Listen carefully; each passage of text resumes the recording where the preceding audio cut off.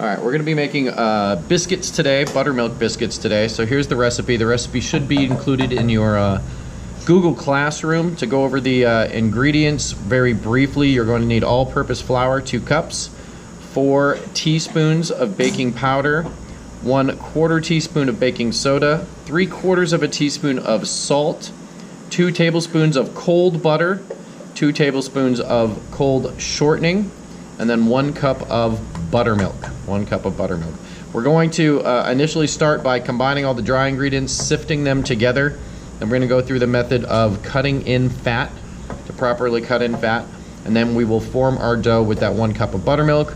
We will roll out to about a 1/2 inch to 3/4 inch thickness, cut our biscuits, and then place them in a 400-degree oven for approximately 8 to 12 minutes or until brown. Alright, equipment. You will need a rolling pin. In addition to a rolling pin, we have a pastry blender, very much like a whisk to cut in the fat, a small pastry brush to brush butter on top after they are done, measuring utensils, measuring spoons, 1 measuring cup, a sifter for combining the dry ingredients, a bench scraper for scraping up the dough, and of course a 1/2 sheet pan to put the biscuits on once they are complete. We also have a biscuit cutter. These come in various sizes. The one we are using today is approximately 1.5 inch in diameter.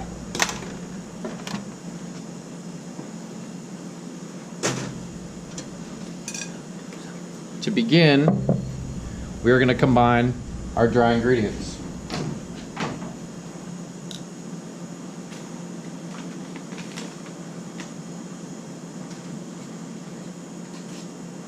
That would be 2 cups of flour, 1,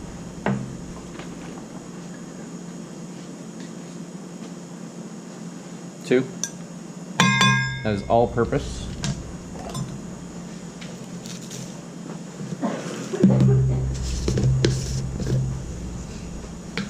and we will need 4 teaspoons of baking powder,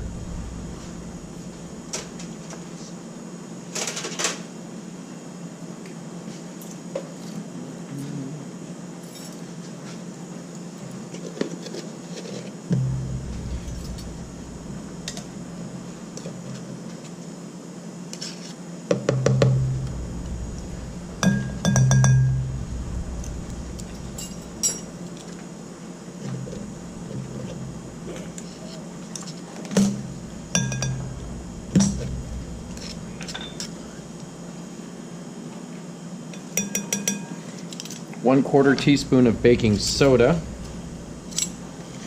Seems like a very small amount, but the baking soda is going to react with the acidity from the buttermilk.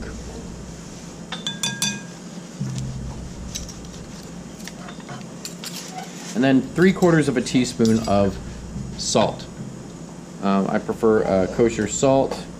Here is 1/2 plus 1/4, 3/4. Okay. So those are our dry ingredients. We're going to place them into our sifter.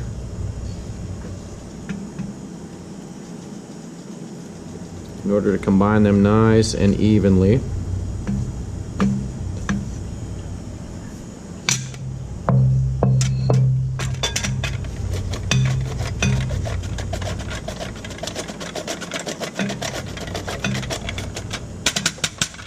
This will also help break up the lumps and to lighten that mixture a little bit.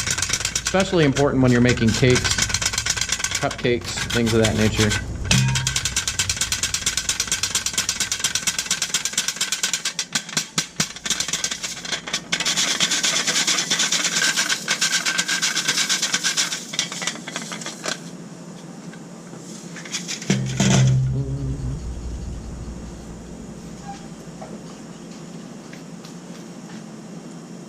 We were going to take our pastry blender at this point. I'm going to capture my lost flour. You can kind of fix that by putting a little piece of paper underneath that sifter when you first add those things. Okay. So we have cold shortening. This is just regular vegetable shortening. And butter. That is 2 tablespoons of each, or 1 ounce if you want to weigh it.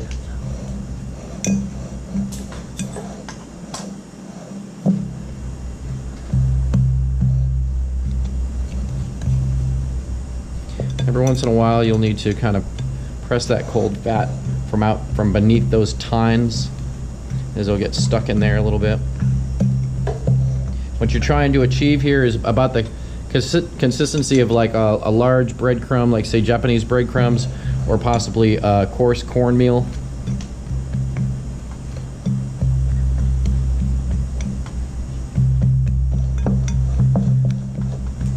Just keep working that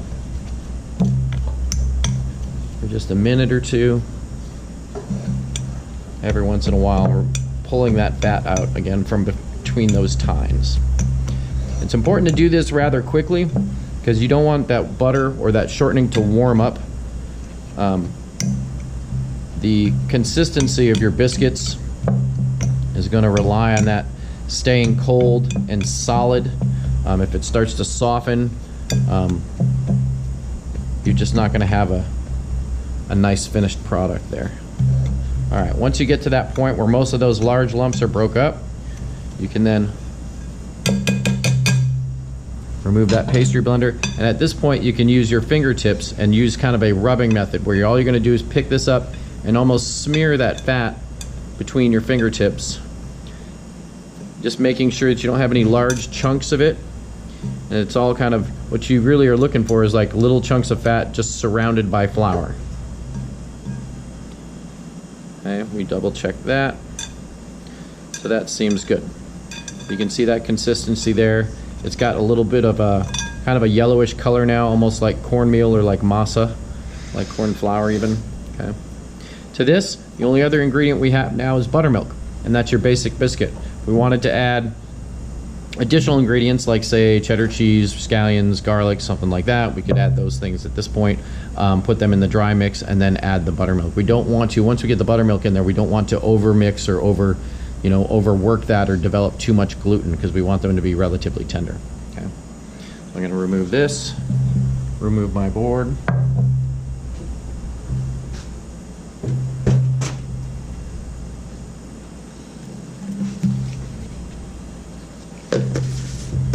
We're now going to add the buttermilk. There's 1 cup of buttermilk.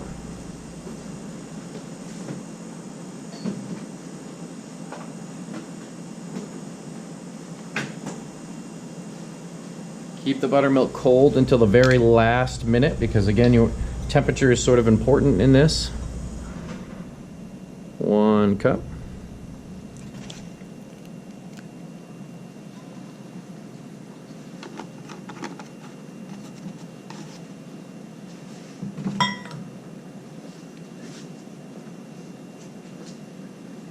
Now we're just going to combine this mixture. Just bring it together into a soft dough, and then we're going to actually turn it out onto this countertop where we will pat it down and cut our biscuits. It's really important in a quick bread to wait till the very last minute to add your liquid, as that's going to be part of that leavening action with that chemical leavener. So if you add the liquid too soon, or you add it the day before, you're not going to, they may still rise because the baking powder is double acting, but you're not going to get as good of a rise, not going to get as high of a rise as you would want to. So there'll be a little bit, your end product will be much more dense. Okay? A little flour on the bench. Turn out this dough. And you can see it's a little bit, it's almost not even quite together yet. That's okay. Nothing wrong with that. All I wanted to do was bring it together to a certain point so that now I can take my hands and I'm just gently going to kind of fold it over on itself to form a nice soft dough. Okay. If this is a little wet and a little sticky, that's not a big deal. It kind of almost should be that. Okay. So we can take this. Now if you want a really flaky biscuit, you can roll this out and do some folding on it. Okay, and that's going to give you some layers. We don't really want to work it too much, so I'm not too concerned with that. Now that I've got this into a nice kind of flat disc somewhere like that, you take a little more flour so you don't have sticking action on the top. Sorry about that. Take your rolling pin.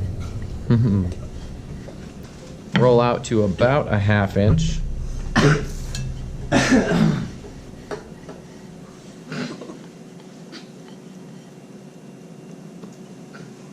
Okay, the thicker the better on these.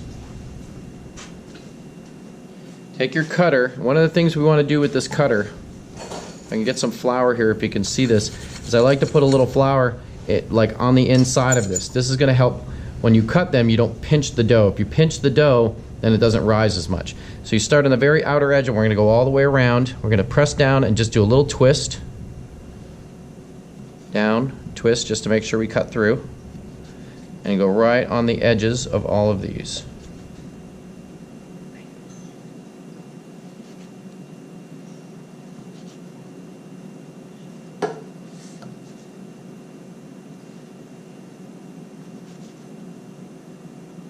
Okay, if it starts to stick, just get some more of that flour on there. And then you're going to have all this scrap dough. There's nothing wrong with that. What we want to do with that, we're just going to rework it. And we're going to cut some more biscuits. You can do this a couple of times. I wouldn't go, 5, 6, 7, 8 times because, it's going to get tougher each time you do it. Just kind of form it into a soft dough again like you did the first time. Not to have too many wrinkles in it. Okay, a little flour down there so it doesn't stick when you cut them. Again, roll it out. Try not to knock the camera down when you do it.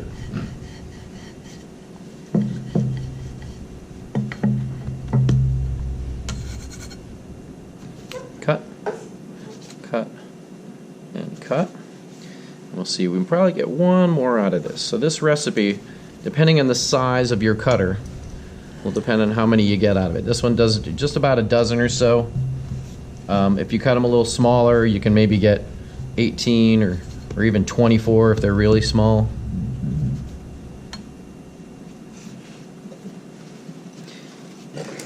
And if you have any of this scrap dough, what this is actually really good for, if you're ever, if you cook a lot, you can save this for a day or two, not much longer than that, but this makes really great dumplings for chicken and dumplings. You would just take this and kind of roll this out a bit thinner, kind of like that. And then as you could just cut it to strips and drop it into your chicken stock for your chicken and dumplings, just like these flat little, it's almost like a pasta, like a fresh pasta almost. And they're going to rise a little bit because they have some of that baking powder and baking soda in them. So there is a use for them. Now placing them on your pan, with unlike yeast breads, they're going to rise, but we don't want them to spread. So actually what we do is we place them right next to each other, just barely touching. Okay? Make sure you keep them a little bit away from the side, but part of the reason for this is it's going to help them to rise straight up rather than kind of go off to one side or another. And it's going to keep some of that moisture in there so they won't dry out as much. So you can see kind of how we cut this. We ended up with 13, or a baker's dozen, okay, and plus a little bit of scrap if I wanted to make some dumplings or something along those lines. Okay, so simple enough. 400 degree oven for anywhere from 8 to 12 minutes. Probably right around 7 minutes or so. You're going to want to turn these so that they bake evenly, and then when they come out of the oven, if they're nice and golden brown, you're going to brush them with some fresh melted butter.